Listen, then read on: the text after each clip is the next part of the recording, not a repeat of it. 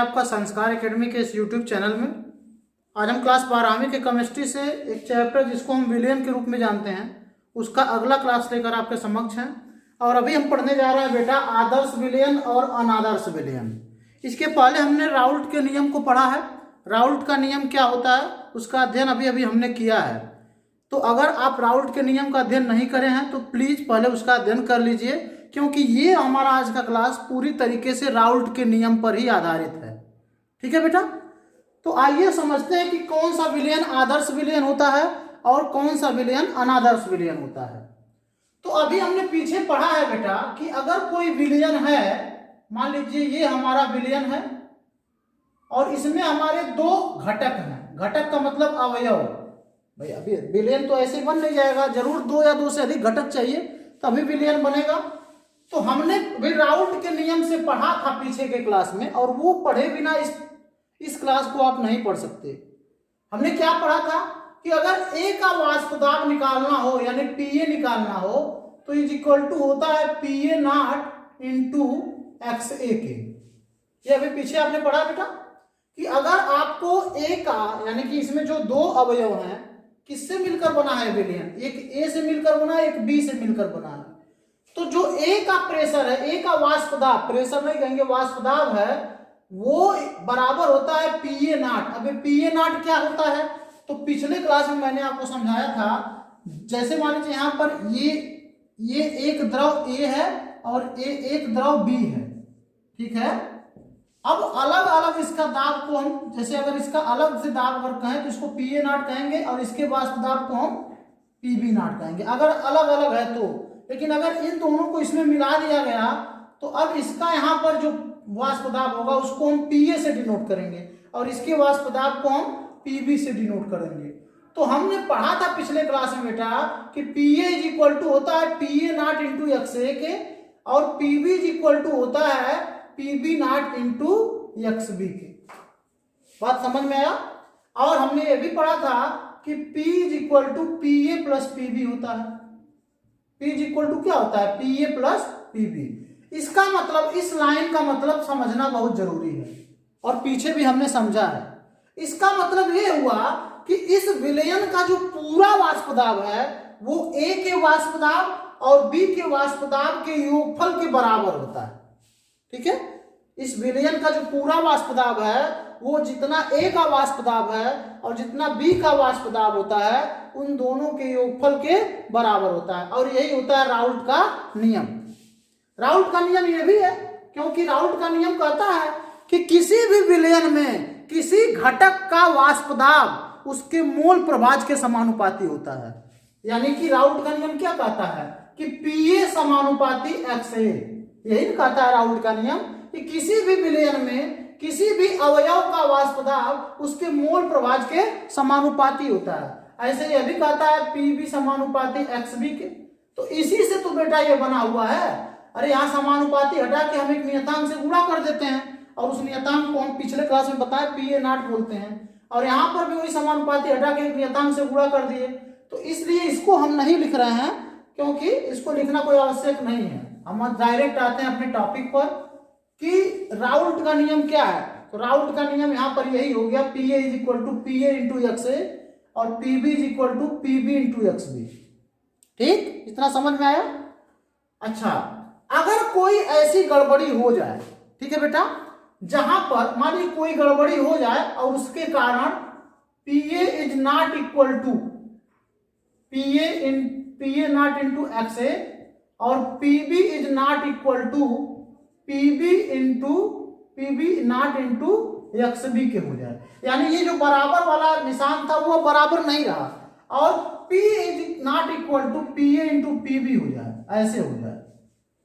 ठीक है बेटा, जैसे ये तो राउल्ट का नियम है कि जो पीए होता है वो पीए नॉट इंटू एक्स ए के बराबर होता है। कैसे होता है वो पीछे मैंने समझाया है। पीबी जो PB not into X B के बराबर होता है, यहाँ नॉट भूल गया। और पूरा जो वाष्प दाब होता है वो ए के वाष्प दाब और बी के वाष्प दाब को जोड़ने पर प्राप्त होता है। ये हो गया आपका राउल्ट का नियम। लेकिन बेटा कुछ ऐसी गड़बड़ी हो जाए जिसके कारण ये बराबर न रहे, पूरा वाष्प दाब यानी जितना मान लीजिए इसका वाष्प दाब 2 था, इसका वाष्प दाब 6 था, ऐसे समझो, इसका वाष्प दाब 2 था, इसका वाष्प दाब 6 था। अब इस दोनों को यहाँ पे मिला दिया जाए, अगर इसका वाष्प दाब 8 हो जाता है तब तो ये राउल्ट का नियम का पालन करता है। और अगर ये 2 है 6 है वाष्प दाब, परंतु यहाँ वाष्प दाब 4 आने लगे या यहाँ वाष्प दाब 10 आने लगे, तो इसका योगफल पूरे के योगफल के बराबर नहीं हो रहा है, पूरे के बराबर नहीं हो रहा है। इसका मतलब कुछ गड़बड़ी हुआ। ठीक है बेटा। और जब ऐसा गड़बड़ी हो जाए तो इस प्रकार के विलयन को हम कहते हैं अनादर्श विलयन। ये विलयन यहाँ पर अनादर्श विलयन है और ये विलयन यहाँ पर आदर्श विलयन है। समझ में आ रहा है ना बेटा। ऐसा विलयन जो राउल्ट के नियम का पालन देखिए यहाँ पे कर रहा है, ये हमारा आदर्श विलयन है। और ऐसा विलयन जो राउल्ट के नियम का पालन नहीं करता है वो हमारा अनादर्श विलयन है। इतना क्लियर है बेटा ना। राउल्ट अनादर्श विलयन क्या होता है और आदर्श विलयन क्या होता है। जैसे अगर मान लीजिए ये विलयन है और ये भी विलयन नहीं, ये दोनों अलग अलग द्रव है, विलयन नहीं है। इसका वाष्प दाब जैसे हमने यहाँ पे उदाहरण दिया 4 मान लीजिए है और इसका वाष्प दाब 5 है और इसको हमने मिला दिया, आपस में विलयन बना दिया। और अगर इसका वाष्प दाब 9 आ जाता है तब तो ये आदर्श विलयन हुआ। और अगर इसका कहीं वाष्प दाब 10 आने लगे, 8 आने लगे या इनके जोड़ के बराबर ना आए तब ये विलयन आपका अनादर्श विलयन, क्योंकि ये तब इस सूत्र को फॉलो नहीं करेगा कि P = PA + PB, इसको फॉलो ये नहीं कर रहा है। ठीक है बेटा। दूसरी चीज है, एक और बात यहाँ पे कही जाती है, जैसे ये हमारा अवयव A है, ये अवयव B है और इसको तो हम A भी कह सकते हैं ना, इसमें A और B दोनों हो गया। तो A के अणुओं के बीच में आकर्षण होगा कुछ ना कुछ, A के अणुओं के बीच में कुछ ना कुछ आकर्षण होगा। उसी तरीके से B के अणुओं के बीच में आपस में कुछ ना कुछ आकर्षण होगा। उसी प्रकार A और B के अणुओं के बीच में आपस में कुछ ना कुछ आकर्षण होगा। तो अगर A का जो आकर्षण है और B का जो आकर्षण है, वही आकर्षण A और B के बीच में भी होता है। समझने का प्रयास करिए। जैसे यहाँ पर जो द्रव है बेटा, उसके अणुओं के बीच में जितना आकर्षण है और यहाँ पे जो द्रव है उनके अणुओं के बीच में जो आकर्षण है और वही आकर्षण इनके अणुओं के बीच में भी है, तो हम कह सकते हैं कि वो विलयन क्या होगा बेटा, वो विलयन हमारा आदर्श विलयन होगा। ठीक है। तो आपने क्या देखा, हमने बताया कि यहाँ पर मान लीजिए एक द्रव A है, यहाँ पर एक द्रव B है, तो इसके अणुओं के बीच में जो आकर्षण होगा वही आकर्षण इसके अणुओं के बीच में होगा और वही आकर्षण इन दोनों को मिलाने के बाद भी अगर उनके अणुओं के बीच में है तो आपका वो विलयन आदर्श विलयन होगा। अब देखिए, इसी के गड़बड़ी के कारण बेटा विलयन अनादर्श होता है। पिछले क्लास में हमने बताया कि अगर अणुओं के बीच में आकर्षण बल कम होगा तो वाष्पन ज्यादा होगा, और जब वाष्पन ज्यादा होगा ना, जब वाष्पन ज्यादा होगा बेटा तो वाष्प के कण सतह पर ज्यादा दाब लगाएंगे, यानी वाष्प दाब ज्यादा होगा। तो अगर अणुओं के बीच में जो आकर्षण बल है वो कम ज्यादा होने लगेगा यहाँ से, तो इसका जो वैल्यू होगा ना इसका ज्यादा आने लगेगा। और अगर इससे ज्यादा यहाँ पर आकर्षण बल होने लगेगा तो इसका जो वाष्प दाब का वैल्यू आएगा, मान आएगा, इन दोनों के वाष्प दाब से कम आएगा। ठीक है। तो अगर अणुओं के बीच आकर्षण जो बल है यहाँ पर जितना है उतना, यहाँ पर भी उतना, यहाँ पर भी है, तब वो विलयन आदर्श होगा। तो हमने 2 कंडीशन बताए आपको, आप देखे होंगे कि हमने 2 कंडीशन बताए आदर्श के।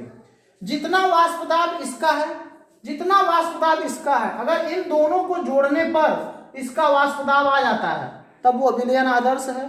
इनके बीच अणुओं के बीच जो आकर्षण बल है, इनके अणुओं के बीच में जो आकर्षण बल है उतना ही इनके अणुओं के बीच आकर्षण है, दोनों को मिलाने पर भी वो आकर्षण बल उतना ही है, तब समझ जाइएगा कि वो विलयन क्या है, आदर्श है। और कंडीशन नंबर 3 भी आपको बता रहे हैं। कंडीशन नंबर 3 क्या है, मान लीजिए हम यहाँ पर एक विलयन लिए, विलयन नहीं, एक द्रव लिए और एक द्रव हमने यहाँ पर लिया। ठीक है बेटा।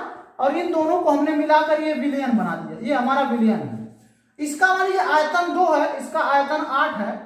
अगर इन दोनों को मिलाने पर इसका आयतन नहीं बदलता है, आयतन में परिवर्तन नहीं होता है, 8 और 2 10 ही रहता है, तो समझ जाइए कि ये विलयन आदर्श है।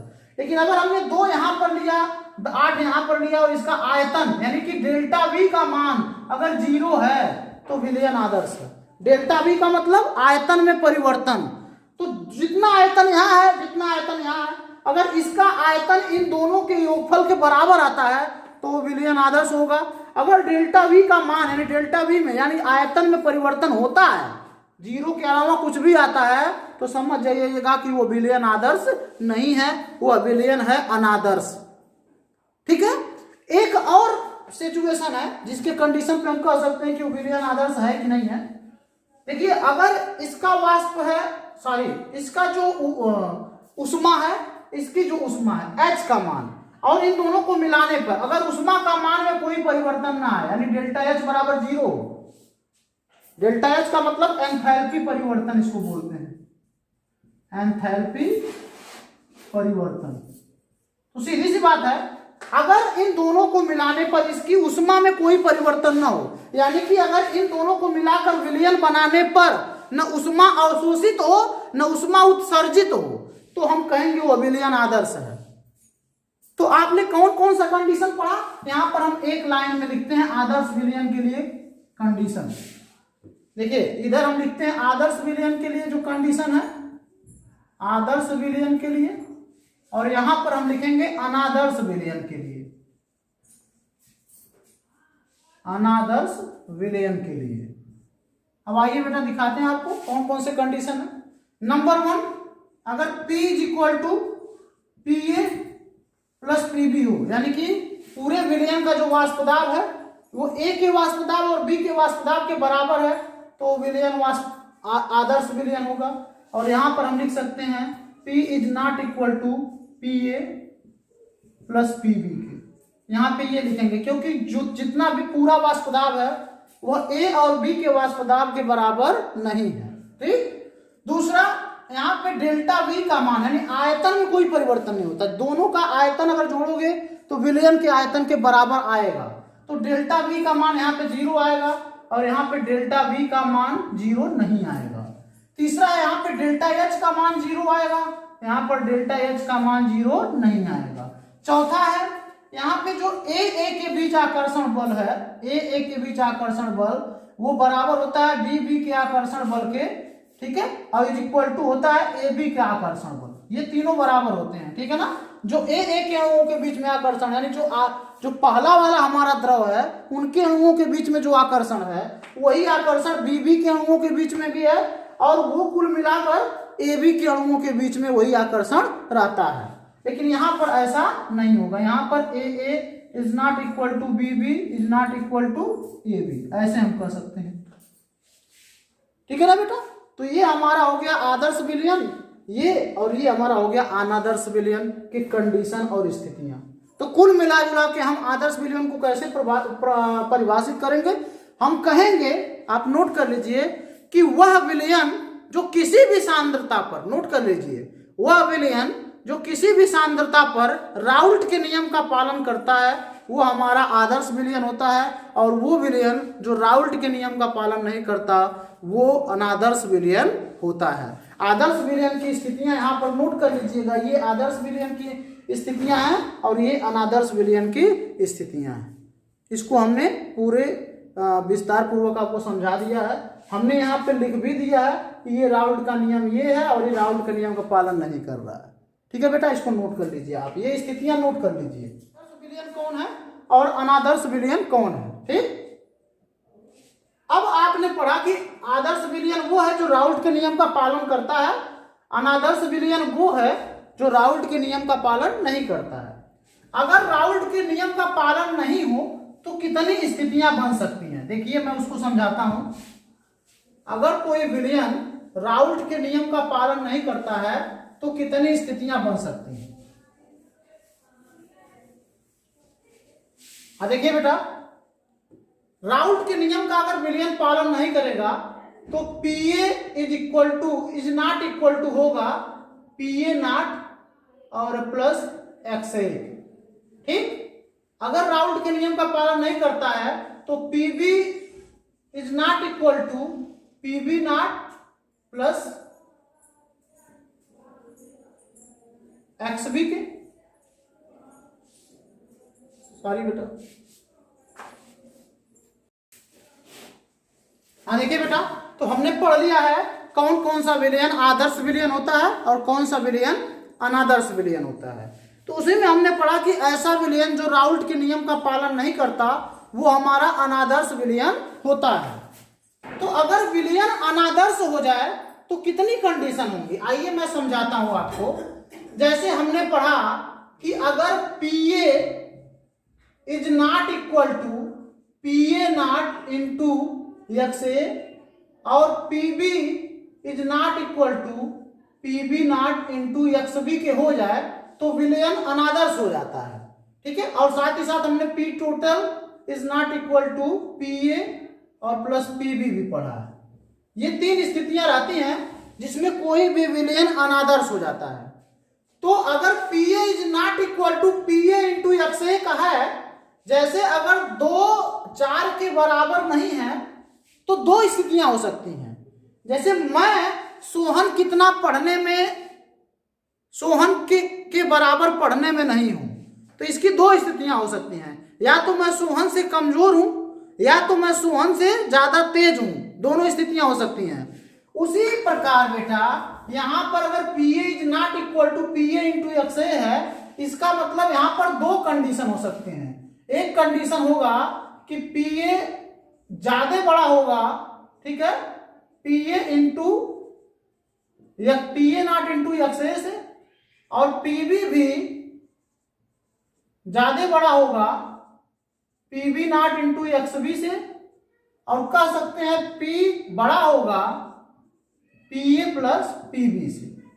एक स्थिति ये हो सकती है, और दूसरी स्थिति ये हो सकती है बेटा, दूसरी स्थिति भी बन सकती है, और वो स्थिति होगी PA छोटा होगा PA नॉट इंटू XA से, और PB भी छोटा होगा PB नॉट इंटू XB से, और P छोटा होगा PA प्लस PB से। तो अगर ये बराबर नहीं है तो ये दो स्थितियां हो सकती हैं। अगर P का मान PA और PB से ज्यादा है, ठीक है, तो हम कहेंगे कि राउल्ट के नियम में धनात्मक विचलन हुआ। ये क्या है बेटा, धनात्मक विचलन, इसको हम कहते हैं बेटा धनात्मक विचलन। और अगर यहाँ पे P का वैल्यू कम आने लगता है, दोनों जो अवयव हैं उनके वाष्पदाब को जोड़ने पर अगर P का यानी वाष्पदाब टोटल वाष्पदाब कम आने लगता है, तो हम कहते हैं राउल्ट के नियम में ऋणात्मक विचलन हुआ। कौन सा विचलन हुआ है, ऋणात्मक विचलन। इसको क्या कहेंगे बेटा, ऋणात्मक विचलन, ठीक है। तो हमने बताया कि अगर कोई भी विलयन राउल्ट के नियम का पालन नहीं करता तो उसके दो कंडीशन हो सकते हैं। अगर ये PA का मान या PB का मान या P टोटल का मान ज्यादा आता है तो समझ जाना कि राउल्ट के नियम में धनात्मक विचलन हुआ है, और अगर ये सब मान कम आने लगता है तो समझ जाना कि राउल्ट के नियम में ऋणात्मक विचलन होता है। अब हमको यही विस्तार पूर्वक पढ़ना है कि राउल्ट के नियम का धनात्मक विचलन क्या है और राउल्ट के नियम का ऋणात्मक विचलन क्या है। तो इसको हम विस्तार पूर्वक पढ़ेंगे और मैं आपको यह भी समझाऊंगा कि ये विचलन क्यों होता है, इसका कारण क्या है। तो पहले आप इसको नोट कर लीजिए दोनों कंडीशन को, फिर हम बढ़ते हैं धनात्मक विचलन। कैसे ये धनात्मक विचलन होता है, आइए इसको हम विस्तार पूर्वक समझते हैं। हमने यहाँ पर दो द्रव ले लिया है, ठीक है। यहाँ पर हमारा है एसीटोन, क्या है, एसीटोन, और यहाँ पर हमारा है एथेनॉल, ऐसे समझ लीजिए। हमने यहाँ पर एसीटोन ले लिया है बेटा, और यहाँ पर हमने ले लिया है एथेनॉल, ओके, ठीक है। एसीटोन CH3,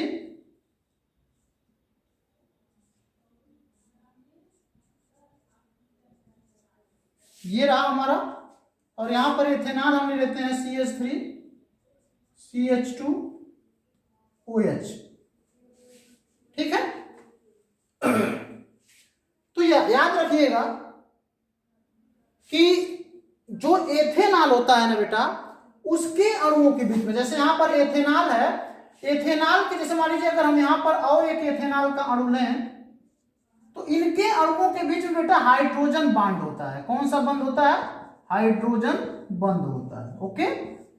एथेनॉल के दो अणुओं के बीच में या और सारे अणुओं के बीच में आपस में हाइड्रोजन बंध होता है, ठीक है। और जब इन दोनों को मिला दिया जाता है एक पात्र में और विलयन बना दिया जाता है, इन दोनों को मिला दिया गया एक पात्र में और विलयन बना दिया गया, तो जानते हैं क्या होता है, इनके अणुओं के बीच में जो हमारा एथेनॉल था, इसके अणुओं के बीच में कौन प्रवेश कर जाता है बेटा, ये एसीटोन के अणु, ये प्रवेश कर लेते हैं।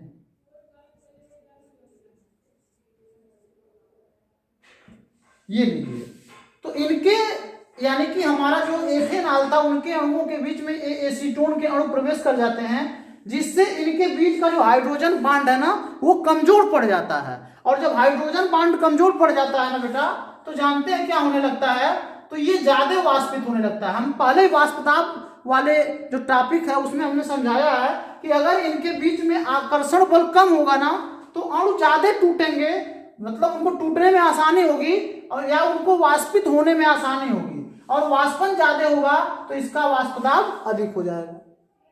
यानी कि मान लीजिए इनका वाष्प दाब 4 था, इनका वाष्प दाब 5 था, तो इसका 9 होना चाहिए था, लेकिन हुआ क्या, इनके अणुओं के बीच में था हाइड्रोजन बॉन्ड और इनके अणुओं के बीच में आ गया एसीटोन, और इसके अणुओं के बीच में एसीटोन आने के कारण इसका हाइड्रोजन बॉन्ड टूट जाता है, वाष्पन ज्यादा होने लगता है और पहले से ज्यादा। अब यहाँ पे तो इसका वाष्पन 5 ही था ना, सॉरी वाष्प दाब 5 ही था। कब था, जब इनके बीच में हाइड्रोजन बंद था, लेकिन जब हाइड्रोजन बंद यहाँ मुक्त हो जाएगा तो इसका वाष्पन जल्दी जल्दी होने लगेगा, और वाष्पन जल्दी होने लगेगा तो निश्चित तौर पे इसका अब वाष्प दाब यहाँ पे 5 ही नहीं रहेगा, इसका वाष्प दाब बढ़ेगा। ठीक है, और इसका वाष्प दाब बढ़ेगा बेटा तो पूरे विलयन का वाष्प दाब बढ़ेगा। यानी इस कंडीशन में कभी भी P = Pa + Pb के नहीं होगा, कभी नहीं होगा। क्यों, क्योंकि अब ये B जो था ना बेटा इसमें डिफरेंस आ गया। पहले इनके अणुओं के बीच में हाइड्रोजन बंद हुआ करता था जिससे ये कम वाष्पित होते थे, लेकिन अब यहाँ पर ये मुक्त हो जाते हैं तो इनका वाष्पन बढ़ जाता है, जिसके कारण ये जो विचलन उत्पन्न होता है यानी कुल वाष्प दाब इन दोनों के वाष्प दाब से अधिक आने लगता है, यहाँ पर अधिक आएगा, और इसी को हम कहेंगे राउल्ट के नियम में धनात्मक विचलन। समझ में आया बेटा, एक बार फिर से समझाते हैं। हमने लिया एसीटोन और हमने लिया एथेनॉल। यहां पर एथेनॉल के अणुओं के बीच में हाइड्रोजन बॉन्ड होता है तो ये कम वाष्पित होते हैं। अब इन दोनों को जब हम मिला देंगे तो जो हमारा ये एथेनॉल था इनके अणुओं के बीच में ये एसीटोन के अणु आ जाते हैं, जिसके कारण इनका हाइड्रोजन बॉन्ड कमजोर पड़ जाता है, और हाइड्रोजन बॉन्ड कमजोर होने के कारण ये ज्यादा वाष्पित होने लगेंगे और इसका वाष्प दाब बढ़ जाएगा, और इसी कारण P ≠ Pa + Pb हो जाएगा। और यहाँ पे चूंकि ये उसका वाष्पन ज्यादा हो रहा है तो P बढ़ेगा ही बढ़ेगा, और इसी को कहेंगे हम राउल्ट के नियम में धनात्मक विचलन।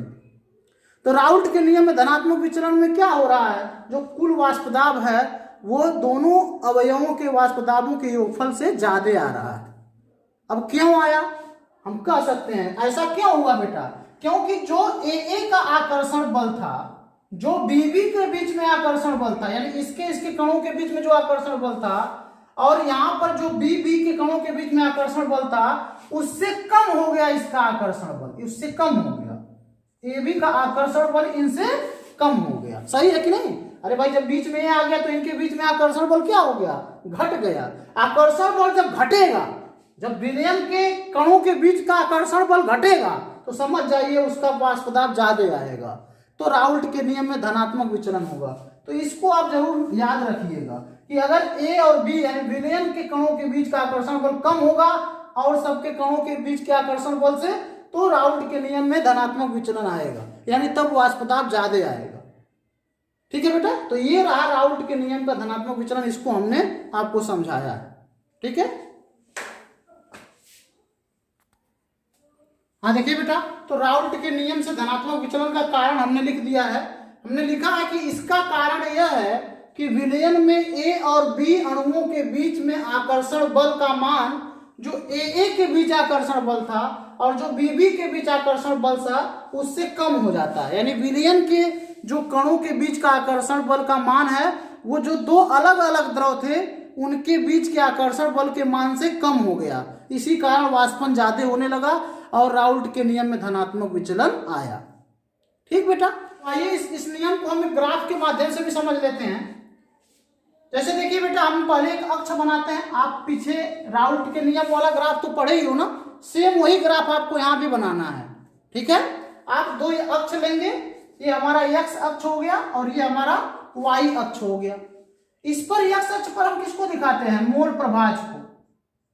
किसको दर्शाते हैं बेटा? मोल प्रभाज को। और y अक्ष पर किसको दर्शाते हैं? वाष्प दाब को। अब आपने क्या देखा था, हम पहले लेते हैं XA, यानी कि जो A वाला अवयव है उसके मूल प्रभाज को हम यहाँ पर 1 मानते हैं, और जो दूसरा वाला अवयव है उसके मूल प्रभाज को अभी फिलहाल हम 0 रख देते हैं। ठीक है बेटा ना, XA को हमने 1 माना है, XB को हमने 0 माना है अभी यहाँ इस कंडीशन में। यहाँ पर क्या देख रहा हो, पूरा A का A ही विलयन है, B कुछ नहीं है। तो उस कंडीशन में वाष्प दाब आप जानते हो कि PA0 होता है। कितना होता है बेटा? PA0। जब XA = 1 होता है तो PA0 पूरा का पूरा होता है। अरे भाई, हमने पीछे पढ़ाया है कि जब 1 बिलियन पूरा पूरा अपने आप में रहता है तो इसका वाष्प दाब PA0 होता है। वो तो जब दोनों विलयन को, दोनों द्रव को मिला देते हैं तब ना ये PA हो जाता है। तो अभी अकेला अकेला है, XA = 1 है, B इसमें कुछ नहीं है, तो इसका वाष्प दाब PA0 हो जाएगा। अब धीरे धीरे हम इसको घटाते जाएंगे, घटाते जाएंगे, घटाते जाएंगे, घटाते जाएंगे, और यहां पर लाकर हम XA को 0 कर देंगे और XB को 1 कर दिए। इस कंडीशन में जो हमारा वाष्प दाब होगा बेटा वो PB0 हो जाएगा, क्योंकि अब यहाँ टोटल कौन है? B है केवल, और B जब अकेले अकेले रहता है तो उसका वाष्प दाब PB0 होता है, और जब दोनों को मिला दिया जाता है तब उसका वाष्प दाब PA और PB हो जाता है। ठीक, अब का आपने क्या देखा कि जैसे जैसे आप XA को घटाते जा रहे हो, ये PA भी डाउन, PA0 भी अपना धीरे धीरे कम होता जा रहा है, और यहाँ पर मिल रहा था पहले वाले में। और जैसे जैसे XB को बढ़ा रहे थे, ये भी PB0 भी बढ़ रहा था, और बढ़ते बढ़ते वो यहाँ पर आ जाता था। ये पिछले ग्राफ में देखा था, और उसके बाद इसका परिणामी ये हो जाता था, ये इसका परिणामी हुआ करता था। ये वाला है बेटा पिछला वाला ग्राफ। लेकिन अब क्या अंतर हो गया? अब आप जानते हो कि PA ≠ PA0 × XA। इसका मतलब क्या है कि PA समानुपाती नहीं है PA0। लेकिन यहां पे क्या हो रहा है? PA ≠ PA0 × XA के, तभी तो ये राउल्ट के नियम का पालन नहीं कर रहा है। और इस कंडीशन में क्या हो रहा है? जब धनात्मक विचलन होता है तो PA बड़ा होता है PA0 × XA। यानी इस बार हमको PA को क्या करना है? बड़ा करना है। पिछली बार PA इतना आ रहा था, इस बार PA को बढ़ाना है, तो आप PA को ऐसे बढ़ा दीजिएगा। ये आपका धनात्मक विचलन प्रदर्शित होने लगा कि पहले PA ऐसे जाता था, अब PA बढ़कर जा रहा है। ठीक है बेटा, उसी तरीके से पहले PB ऐसे जाता था, अब PB ऐसे बढ़कर जाएगा, ये इतना बीच में, हालांकि बाद में तो वहीं पहुंचेगा। अब प्रश्न आपके मन में उठ सकता है कि PA0 और PB0 में क्यों डिफरेंस नहीं आया? भाई PA0 और PB0 में क्यों डिफरेंस नहीं आया? तो बेटा ये तो PA0 कब की स्थिति है? जब वो अकेला है। PB0 कब की स्थिति है? जब वो द्रव अकेला है। परिवर्तन कब आता है? कब धनात्मक विचलन होता है? जब हम दोनों को मिला देते हैं, तब ना वो अणु बीच में आ जाता है, आकर्षण बल कम हो जाता है, और तब धनात्मक विचलन होता है। इसीलिए यहाँ PA0 और PB0 पे कोई फर्क नहीं पड़ेगा। जो विचलन होगा ये बीच में ही होगा, ये विचलन बीच में होकर एट लास्ट PB0 पे ही पहुंचेगा। और उसी तरीके से ये जो पूरा P टोटल का मान है ये भी इंक्रीज करेगा। इस तरीके से आपको ये नया ग्राफ मिलेगा बेटा। अब हम इस ग्राफ पर ये जो बढ़ा हुआ है इसको लिख सकते हैं PA > PA0 × XA के, और इस पे लिख सकते हैं PB > PB0 × XB, और इस पे लिख सकते हैं P total > PA + PB। ये क्या शो कर रहा है? ये बढ़ा हुआ शो कर रहा है, बराबर शो नहीं कर रहा है। तो ये आपका हो गया बेटा राउल्ट के नियम का धनात्मक विचलन का ग्राफ।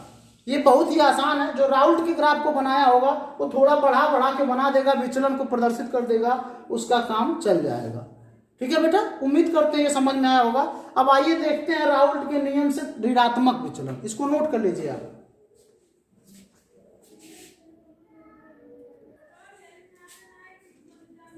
अब देखिए बेटा यहाँ पर है राउल्ट के नियम से ऋणात्मक विचलन लिखा है। इसका कारण यह है कि विलयन में ए व बी के अणुओं के बीच आकर्षण बल का मान ए व बी के मध्य आकर्षण बल से अधिक होता है। जैसे बेटा अगर मान लीजिए यहाँ पर हमने एक द्रव लिया, यहाँ पर हमने H2O लिया, ठीक, और यहाँ पर हमने HCl लिया, अम्ल, एक हाइड्रोक्लोरिक अम्ल HCl। यहाँ पर हमने पानी लिया है और यहाँ पर हमने अम्ल लिया है HCl, और इनको अगर हम मिला देना तो यहाँ पर क्या हो जाएगा H2O प्लस HCl यहाँ पर। और ये आपको जानकारी के लिए मैं बता दूं कि किसी भी जल और अम्ल के बीच में आकर्षण बल बहुत प्रबल होता है। पानी और HCl के बीच आकर्षण बल बहुत जबरदस्त हो जाएगा। यहाँ पर जो पानी के बीच अणुओं के बीच आकर्षण बल था, यहाँ पर जो HCl के अणुओं के बीच में आकर्षण बल था, उससे कहीं ज्यादा हो जाएगा H2O और HCl के बीच का आकर्षण बल।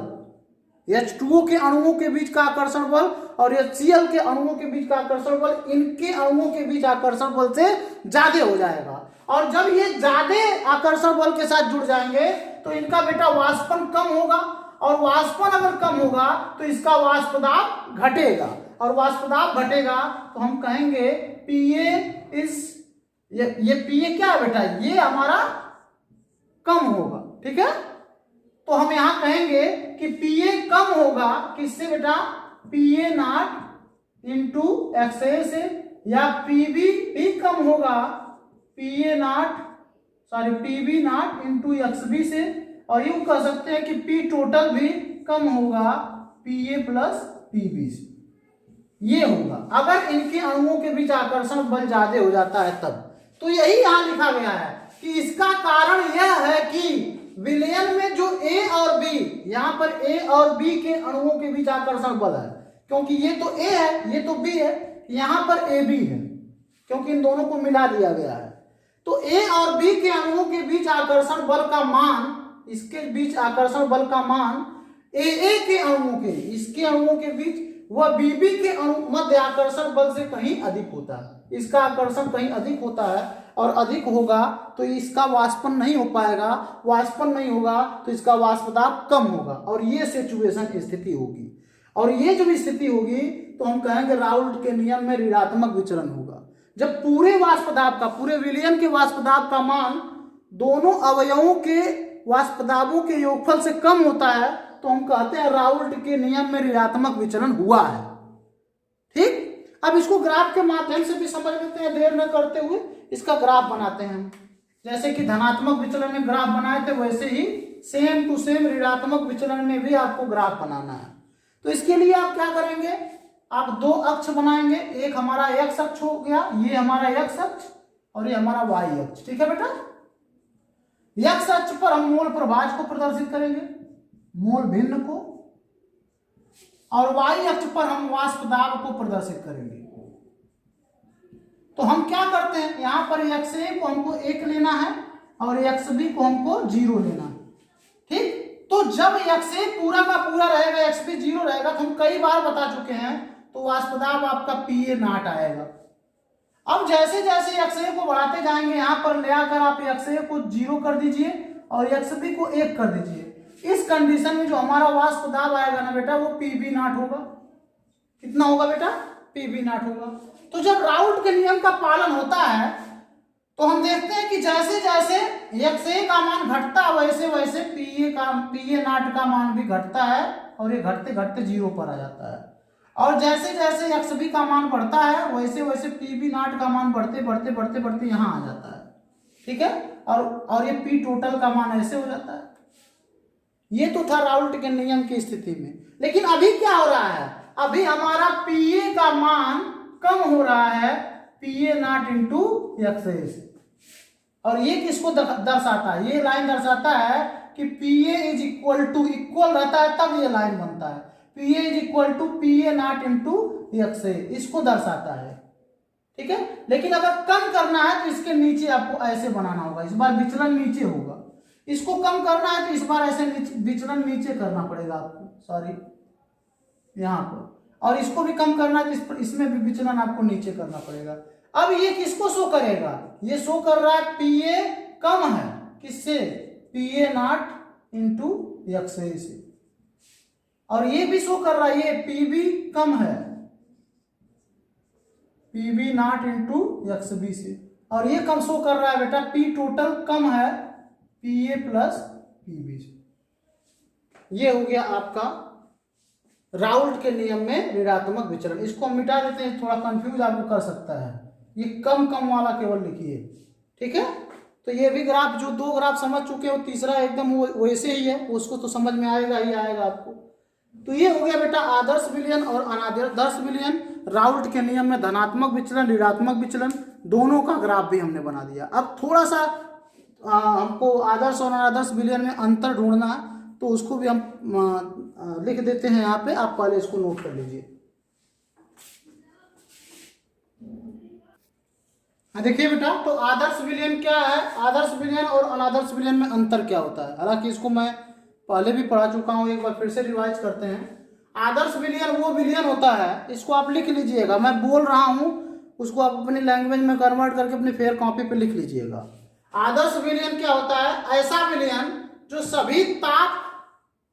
सभी ताप तथा दाब पर राउल्ट के नियम का पालन करते हैं, वो आदर्श विलयन कहलाते हैं। और ऐसे विलयन जो सभी ताप और दाब पर राउल्ट के नियम का पालन नहीं करते, वो अनादर्श विलयन कहलाते हैं। जिनका एंथैल्पी परिवर्तन है, डेल्टा एच का मान 0 होता है, वो आदर्श विलयन होते हैं। और जिनमें एंथैल्पी परिवर्तन यानी डेल्टा एच का मान 0 नहीं होता है, वो अनादर्श विलयन कहलाते हैं। तीसरा है जिसमें आयतन परिवर्तन डेल्टा वी का मान 0 होता है, वे आदर्श विलयन होते हैं। और जिसमें डेल्टा वी का मान 0 नहीं होता है, वे अनादर्श विलयन होते हैं। तीसरा, ए के अणुओं के बीच आकर्षण बल बीबी के अणुओं के बीच का आकर्षण बल अगर बराबर होता है ए बी के अणुओं के बीच आकर्षण बल के, तो वो आदर्श विलयन होता है। और जिसमें ए के अणुओं के बीच आकर्षण बल बीबी के अणुओं के बीच आकर्षण बल बराबर नहीं होता है ए बी के बीच अणुओं के आकर्षण बल का, तो वो विलयन होता है बेटा अनादर्श विलयन। तो उम्मीद करते हैं बेटा कि मस्त समझ में आया होगा आदर्श और अनादर्श विलयन का ये टॉपिक। जुड़े रहिए हमारे साथ और जुड़ते रहिए हमारे साथ हमेशा केमिस्ट्री के बेहतर ऑनलाइन क्लास के लिए। आपको केमिस्ट्री एकदम अच्छे से समझ में आने लगेगा। फिर मिलते हैं बेटा इसी विलयन नामक चैप्टर के अगले टॉपिक के साथ अगले क्लास में। तब तक के लिए अपना ध्यान रखिए। वीडियो पसंद आए तो लाइक करिए, कमेंट करिए, मित्रों में भेजिए, शेयर करिए, जो करना है करिए। हम मिलते हैं अगले टॉपिक पर अगले क्लास में आपसे। आपका दिन शुभ हो।